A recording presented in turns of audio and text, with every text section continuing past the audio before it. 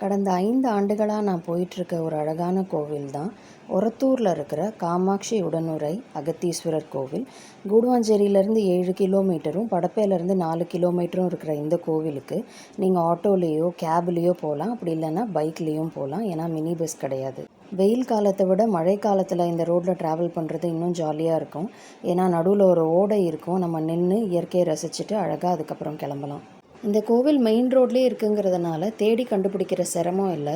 ரொம்ப ஈஸியாக பார்த்தாலே தெரிகிற அளவில் தான் இருக்கும். பல்லவர் காலத்தில் கட்டி சோழர்கள் புதுப்பித்த கோயிலா இல்லை சோழர்களாலேயே கட்டப்பட்ட கோவிலான்னு எனக்கு சரியாக தெரியல. ஆனால் ரொம்ப பழைய கோவில், அது மட்டும் தெரியும். பிறந்த வீட்டில் போய் அப்பாவையும் அம்மாவையும் பார்க்கும்போது ஒரு சந்தோஷம் கிடைக்கும் இல்லையா?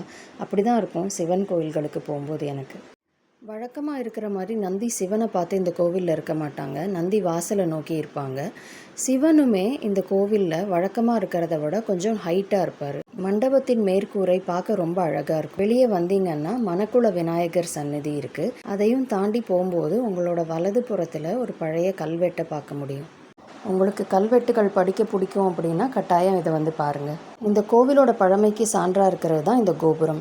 நான் இப்போ போயிருக்கும்போது வேலை நடந்துட்டு இருந்தது. நான் இப்போ போனதையும் நான் முன்னாடி போனதையும் மேட்ச் பண்ணி இந்த வீடியோவில் போட்டிருக்கேன்.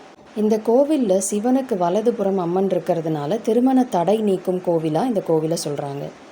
அம்மன் நின்னபடி காட்சி கொடுப்பாங்க, பார்க்க ரொம்ப அழகாக இருப்பாங்க. அதுக்கப்புறம் கோவிலை சுற்றி வரும்போது ராகு கேது பார்ப்பீங்க. இப்போ இருக்கிறதையும் முன்னாடி இருந்ததையும் நான் ஒப்பிட்டு போட்டிருக்கேன், அந்த இமேஜஸையும் பாருங்கள். இதுக்கு அப்படியே முன்னாடி பார்த்தீங்கன்னா முருகப்பெருமான் இருக்கார். இப்போ வேலை நடந்துட்டுருக்கிறதுனால என்னால் அவங்கள ரொம்ப தெளிவாக காமிக்க முடியல. மற்றபடி விஷ்ணு, துர்க்கை அம்மன், பிரம்மா எல்லாருமே அங்கே இருக்காங்க. முருகப்பெருமான் பாலமுருகராக இங்கே காட்சி அளிக்கிறாரு. 5 வருஷத்துக்கு முன்னாடி நான் பார்த்ததும் இப்போவும் ஒப்பிட்டு காமிச்சிருக்கேன். இந்த 2 இமேஜஸையும் பாருங்கள். கோவிலுக்கு பின்னாடி ஒரு கிணறு இருக்குது, சுற்றி வரும்போது பார்க்க முடியும். அதை தவிர முன்னாடி பார்த்திங்கன்னா காசி விஸ்வநாதர் இருக்கார் விசாலாட்சி அம்மையோட. இது ரொம்ப பழமையான கோவிலுக்கு இன்னொரு சான்றாக இருக்கிறது தான் எல்லா சன்னதியிலையும் இருக்கிற சுவர்களில் நீங்கள் பார்க்கக்கூடிய இந்த அகல் வைக்கிற மாதிரியான மாடம். வெளிப்பக்கம் மட்டும் இல்லாமல் உள்பக்கமும் மாடம் வச்சு அழகாக கட்டியிருப்பாங்க. இதை நீங்கள் சண்டிகேஸ்வரர் கிட்ட பார்க்க முடியும். ஏன்னா அவர்கிட்ட மட்டும்தான் நல்லா வெளிச்சம் இருந்துச்சு. இங்கே பாருங்கள், சண்டிகேஸ்வரரோட சந்நிதியில் உள்பக்கத்துலேயும் நீங்கள் அகல் விளக்கு வைக்கிற மாடத்தை பார்க்க முடியும். அகல் வெளிச்சத்தில் இவங்கெல்லாம் அந்த காலத்தில் எவ்வளோ அழகாக மின்னிருப்பாங்கன்னு கற்பனை பண்ணி பார்க்குறதுக்கே ரொம்ப அழகாக இருக்குது. நம்ம கோயிலுள்ள நுழையும் போது பார்த்த நந்தி சமீபத்தில் வச்சது. அதுக்கு முன்னாடி இருந்த நந்தி இவர் தான். அவரை பார்த்துட்டு முன்னாடி நகர்ந்தோன்னா கால பைரவர் சன்னதியும் சனீஸ்வரர் சன்னதியும் தனித்தனியாக பார்க்க முடியும்.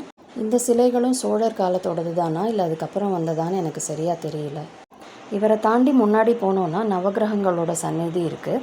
அவங்களையும் தாண்டி முன்னாடி போனோன்னா இடது பக்கத்தில் சுரங்கப்பாதைன்னு முன்னாடி எழுதியிருந்துச்சு. ஆனால் இப்போ அந்த இடத்துல கட்டுமான பொருட்கள்லாம் முன்னாடி வச்சுருந்தாங்க, அதனால் அந்த இடத்த நான் காமிக்கலை. அதுக்கப்புறமா நம்ம முன்னாடி வாசலில் வந்தோம் இல்லையா, அதே இடத்துக்கு வந்துட்டோம்.